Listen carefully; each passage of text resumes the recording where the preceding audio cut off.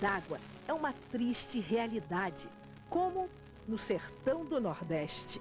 Nesse lugarejo aqui chamado Batatas, fundado em 1862, o drama da seca é secular. Hoje tem ali um carro de boi abastecendo as casas com água. Mas a gente pode ver aqui, bem no centro de Batatas, muitas casas fechadas. As pessoas largaram tudo, abandonaram a região e foram para a periferia de algumas cidades próximas ou então de grandes cidades do Sudeste. A água em regiões como essa é insuficiente para as atividades mais básicas, como plantar e alimentar a família. Seu José, como é que está a situação aqui da lavoura, da produção, aqui na região? A situação aqui da lavoura, da produção, aqui ninguém lucrou nada não, perdeu tudo totalmente. Isso é todo ano praticamente, né? É quase todo ano, vem se repetindo isso.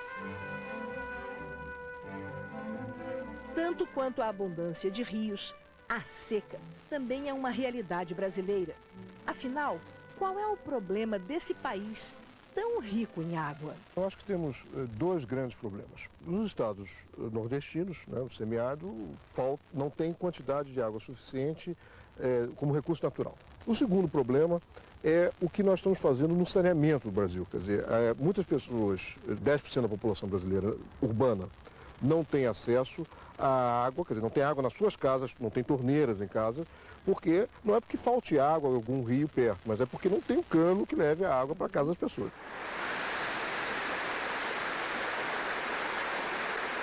O desafio do Brasil é saber usar a água que tem, é garantir que a água chegue a todos, que ela seja limpa e em quantidade suficiente para que o país possa se desenvolver.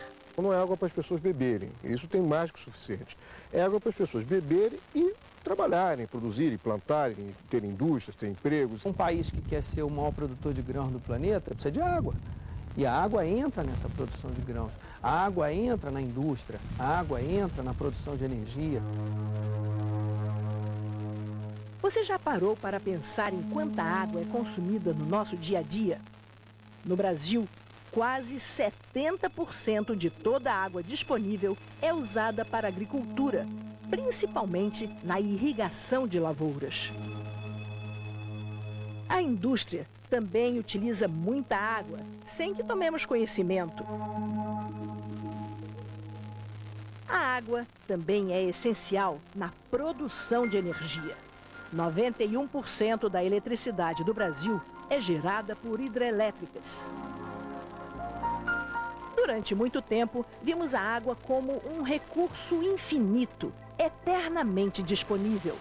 Hoje, o mundo está aprendendo que a água é uma riqueza e que precisa ser bem cuidada para que todos tenham vez. Você imagina uma conta bancária onde todo mundo saca e ninguém faz a conta. Isso é uma balbúrdia, é o que acontece hoje.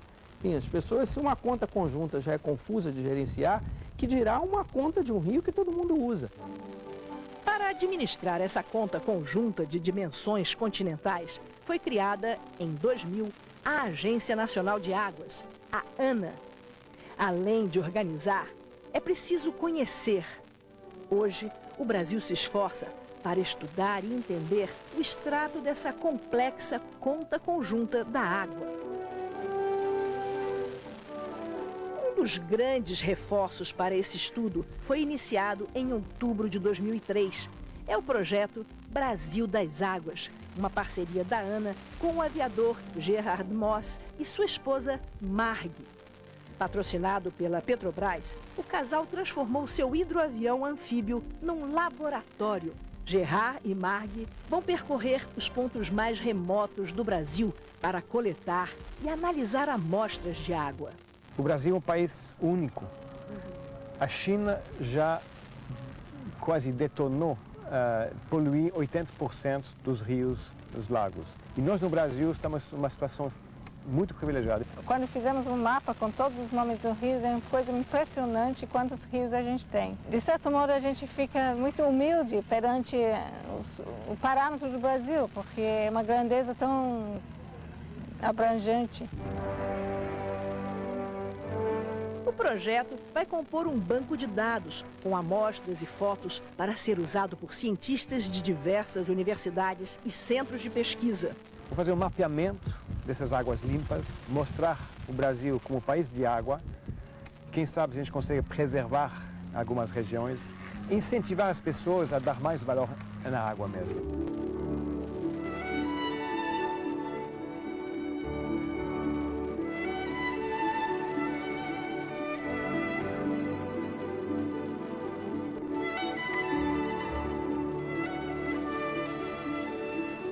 Coisinha, 30 segundos.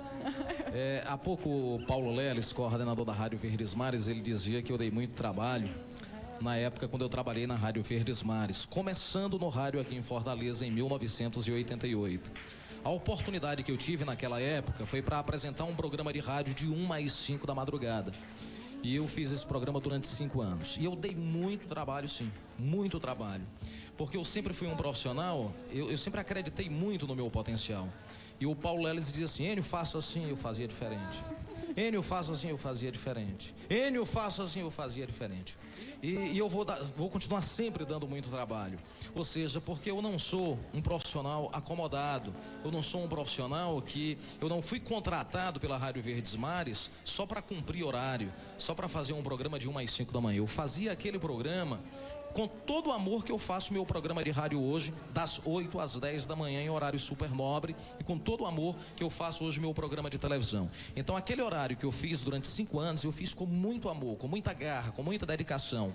E eu tinha um programa de madrugada que parecia que o programa era feito pela manhã ou no período da tarde. Ou seja, com muita garra, com muita força de vontade.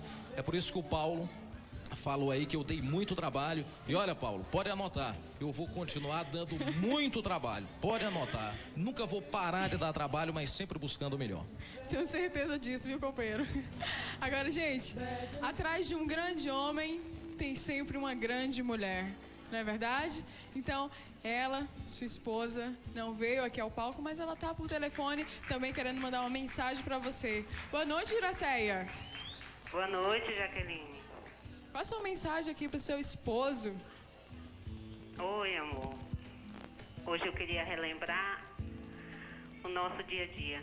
Nós não tínhamos mão de obra qualificada, até os próprios agentes financeiros acharam um absurdo, porque não queriam liberar financiamento para se trabalhar com uma cultura que não se tinha conhecimento na região. O potencial de solo e as condições climáticas da região estão acelerando o processo de produção e antecipando a colheita, o que surpreendeu até os técnicos experientes no cultivo da uva. Outro fator importante também é que na região de São Francisco, agora com essa intensidade de chuva, eles praticamente perderam a safra toda. Nós aqui temos ainda uma intensidade maior do que lá em relação de chuva e estamos tendo um bom resultado, sem nenhuma perca, não chega nem a 1% da perca que ele teve aqui com a chuva, né? A expectativa para este ano na região é de uma safra de mais de 300 toneladas.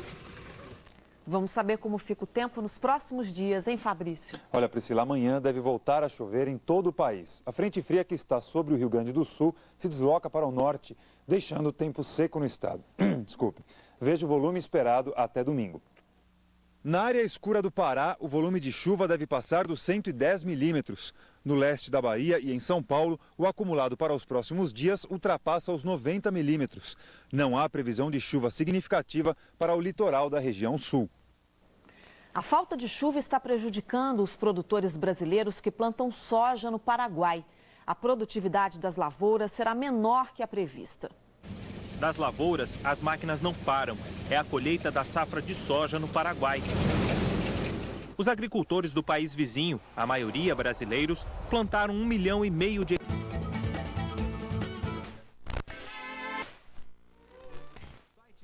www.polishop.com.br. Conta corrente 29.000.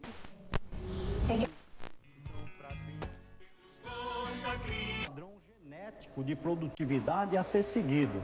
Então, com isso, nós conseguimos melhorar a nossa performance.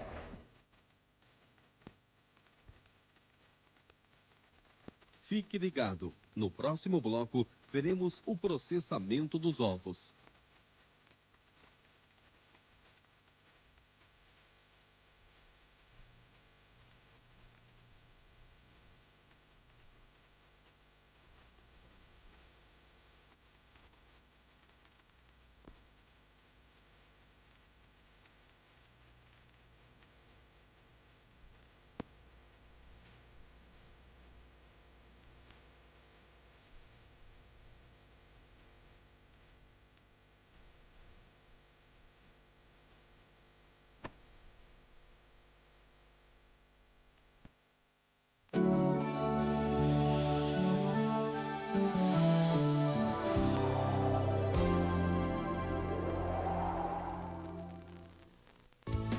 Olá, bom dia. As principais informações do agronegócio dessa terça-feira você confere daqui a pouquinho aqui no Notícias. O Ministério da Agricultura começa a preparar o Plano Safra 2004-2005. O governo pretende dar atenção para os financiamentos das lavouras. Um produtor de soja do Rio Grande do Sul plantou uma semente de soja transgênica que cresce mais rápido e conseguiu fazer a colheita com um mês de antecedência. E você vai ver que o ano começou bem para as exportações de milho do Brasil. Nos 2 primeiros meses do ano, mais de 800 mil toneladas foram embarcadas para o mercado externo. Por essas duas outras